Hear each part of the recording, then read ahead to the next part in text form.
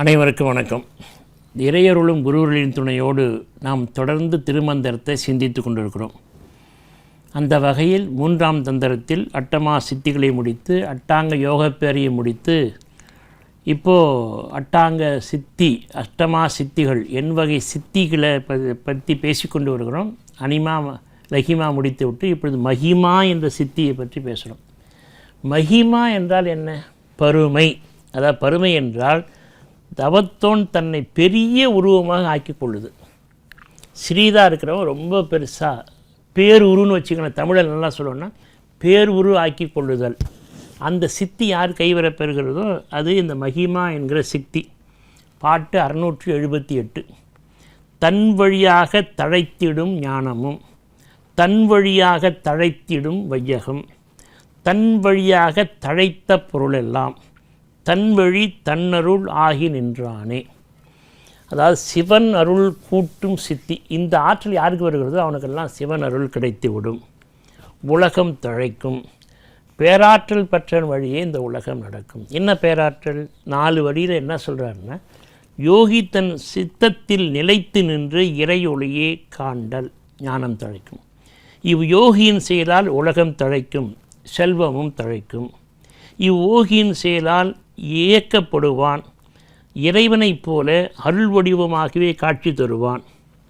எல்லா இடங்களிலும் புரிக்கும் மகிமா என்ற சித்தியை பெற்ற யோகி எல்லா இடங்களிலும் இறையருளை பெற்று தானாகி நிற்பான்.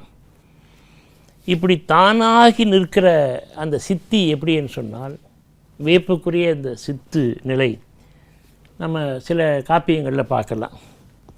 தோற்றத்தில் மிகச்சிறிய பொருளை மிகப்பெரிய பொருளாக ஆக்குதல். எப்படின்னா, இப்போ நமக்கு எல்லாரும் தெரிஞ்ச ராமாயணத்தை எடுத்துக்குவேன். ராமாயணத்தில் இறைவனே ஒரு அவதாரம் எடுக்கிறார். இறைவன் யார்? ரொம்ப சிறியவர், ரொம்ப பெரியவராவார். நான் பல முறை இங்கே பதிவு செஞ்சுருக்கேன். இந்த பரம்பொருள் அணுவுக்கு அணுவாகவும் இருக்கும், அண்ட பகிரண்டமாகவும் இருக்கும். இறைவன் அதை தான் விஸ்வரூப காட்சியாக காமிக்கிறவங்க. நான் உங்களுக்கு புரிஞ்சதுக்காக சொன்னேன். ஒரு சாதாரண எறும்புக்குள்ளே இருக்கிற அந்த உயிர் ஜோதியும் எவ்வளோ அளவோ அணுவுக்கு அணுவாக இருக்கும். பார்க்க முடியாது, ஸ்கேனில் அது தெரியாது, உங்கள் உயிர் ஸ்கேனில் தெரியாது. அதே ரொம்ப அணுவுக்கு அணுவாக இருக்கிற அந்த உயிராற்றல் தான் டைட்டானிக் கப்பலையே கீழே சாய்த்து விட்டு அந்த பெரிய திமிங்கலத்துக்குள்ளே இருக்கிறது அந்த அளவு தான். இது பெரிய திமிங்கலம்னு இவ்வளோ பெரிய ஜோதி இருக்காது. இது ரொம்ப எலி குஞ்சுன்னு சொல்லி இது இவ்வளோ இருக்காது. இல்லை, அது அணுவுக்கு எறும்புன்னு சொல்லி. ஏன்னா அதனுடைய வியாபகம். அதைத்தான் தாய்மானவர் சொல்கிறாங்கல்ல, அங்குங்கனாதபடி எங்கும் பிரகாசமாய் ஆனந்த பூர்த்தியாகி அருளோடு நிறைந்திருக்கிற அந்த ஜோதி ஸ்வரூபம். வடிவம்தான் சின்னது, வடிவம்தான் பெருசு, வடிவம்தான் நீட்டு, வடிவம்தான் உயர. வடிவம் முக்கியமில்லை, வடிவத்தை உற்பத்தி செய்கிற அந்த பொருள், உள்ளே இருக்கிற பொருள், ஜோதி பொருள் ஒரே அளவு தான். இதை புரிஞ்சுக்கிறது தான் ஞானம். அது அவ்வளோ சீக்கிரம் புரிஞ்சிக்க முடியாது. சிக்கல் தான். ப்ராக்டிக்கலாக நடைமுறையில் அது என்ன ஏது என்று சரியாக புரிந்து கொள்ள வேண்டும். இப்போது இந்த ராமாயணத்தில் இறைவன் வரார். இந்த அவதாரம் சொல்லப்படுது ராமாயணத்தோட நேரடி தொடர்பு இல்லாமல் இந்த கதை உள்ளே வருது. நம்முடைய இறைவன் வாமன உருவம் கொண்டு வரார். ஒரே நேரத்தில் 2 சித்து நடக்குது. குரலனாக, அதுக்கு பேர் குரலன். சின்ன வடிவமாக வரார். 3 அடி மண் கேட்டு வரார். சுக்கராச்சாரியர் மறுக்கிறார். கொடுத்துடாத, வந்தவன் யாருன்னு அவருக்கு தெரியும். இவர் இருந்தாலும் திருப்பி கொடுத்தார். வாங்கிக்கிட்டு 1 அடியால் உலகத்தை அளந்தார், 1 அடியால் வெண்ணெய் அளந்தார், 3ஆவது அடிக்கு மண்ணை எங்கன்னு கேட்குறாரு. அப்போ என்ன ஆகிட்டார்னா, குரலனாக வந்தவர் ஓங்கி உலகளந்த உத்தமனாக மாறிட்டார். ஓங்கி உலகளந்த உத்தமன் பெயர் பாடி நாங்களும் நம் பாவைக்கு சாற்று நீராடினால் தீங்கின்றி நாடெல்லாம் திங்கள் மும்மாறி பெய்து ஓங்கு பெரும் சென்னல் ஊடு கயல் உகழ பூங்குவலை போதில் பொறிவொண்டு கண்படுப்ப தேங்காதே புக்கு இருந்து சீர்த்த முகை பற்றி வாங்க குடம் நிறைக்கும் வள்ளல் பெரும்பசுக்கள் நீங்காத செல்வம் நிறைந்தேலோர் எம்பாவாய். திருப்பாவை அருமையான பாசுரம். தெய்வத்தமிழ், ஈரத்தமிழ், நெஞ்சில் நிற்கக்கூடிய அருந்தமிழ். தமிழாக பார்க்கணும், வேறு மாதிரி பார்த்தா நம்ம ஒன்றும் செய்ய முடியும். இந்த தமிழ் வேறு யாரும் பாடல, அவ்வளோ தமிழ், அன்னை தமிழ்.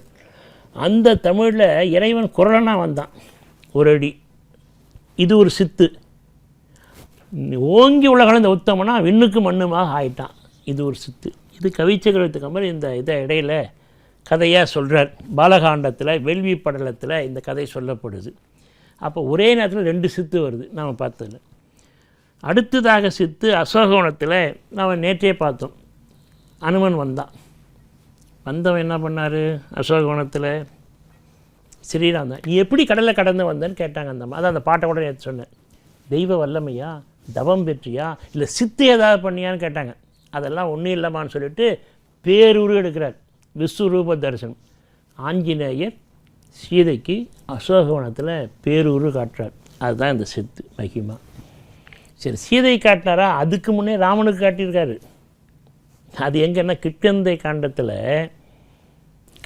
காண்டத்தில் அனுமன் பேரூர் காட்டினது யாருக்கும் பார்க்க தெரியறதில்ல.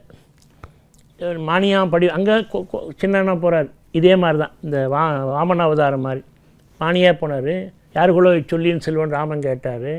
நான் ஒன்றும் இல்லைன்னாரு. உடனே ராமன் என்ன பண்ணார்? டெக்னிக்கே இவன் யாருன்னு இவன் வாயாலே வரணுன்றதுக்காக ராமபுரான் ஆஞ்சநேயரை வணங்குறார்.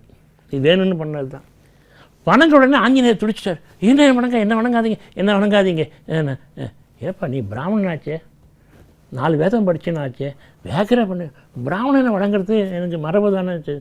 இல்லைங்க நான் பிராமணன் இல்லை, இந்த வேஷம் போட்டு வந்திருக்கேன், நான் பிராமணன் இல்லை.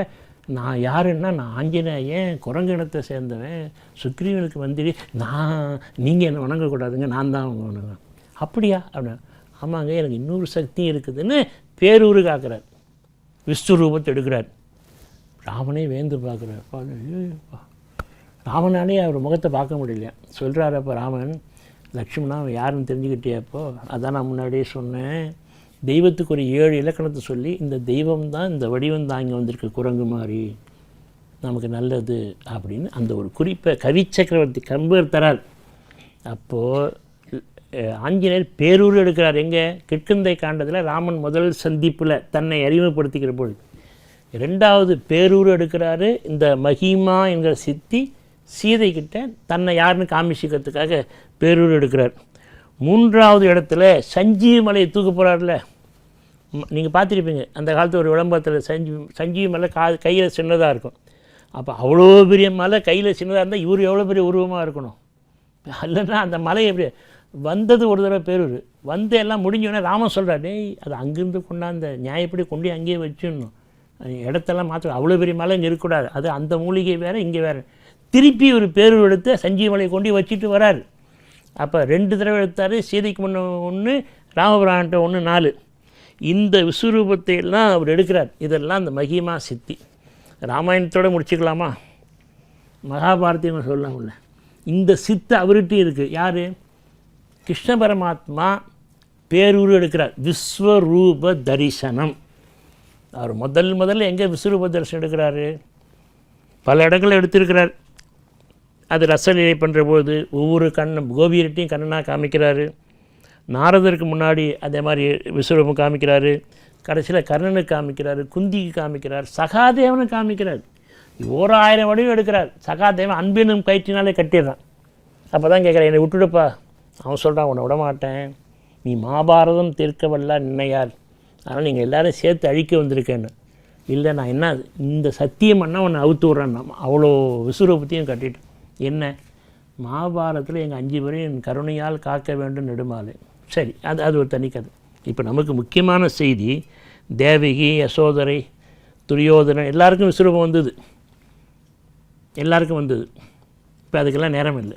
நமக்கு முக்கியமான இடம் விஸ்வரூப தரிசனம் எங்கே நடக்குதுன்னா கீதையில் மகாபாரத யுத்தத்தில் போரில் நடக்குது. கிருஷ்ண பரமாத்மா இந்த மகிமா என்ற சித்து ஆடலை பயன்படுத்தி விஸ்வரூபத்தை காட்டி விஸ்வநாதத்தை கேட்க செய்தார். இதுதான் விஸ்வரூபம், விஸ்வநாதம். சரி, உங்கள் சிந்தனைக்கு ஒரு செய்தி. இப்போ மகிமா சித்திரர்கள் எல்லாரும் காலையில் கோயிலுக்கு போகிற பொழுது கோயிலில் முதல் தரிசனம் 5 மணிக்கு என்ன பண்ணுறீங்க? விஸ்வரூப தரிசனம். விஸ்வம்னா உலகம், உலகத்தையே அந்த தரிசனில் கொண்டு வந்து நிறுத்துறது. அப்போ எல்லா கோயிலும் அது நடக்குது. நாம் நாள்தோறும் பார்க்குறோம், வணங்குறோம், அதை பற்றி சிந்திப்பதில்லை. இனி சிந்திப்போம். எல்லா கோயிலையும் விஸ்வரூப தரிசனம் பார்க்குற பொழுது விஸ்வரூபம்னா என்ன, அந்த விஸ்வரூப தரிசனத்தை எப்படி பெரியவங்களாம் பண்ணாங்க, அதனால் வர நன்மை என்ன என்று சிந்திப்போம், உயர்வோம், உய்தி பெறுவோம். அனைவருக்கும் வணக்கம்.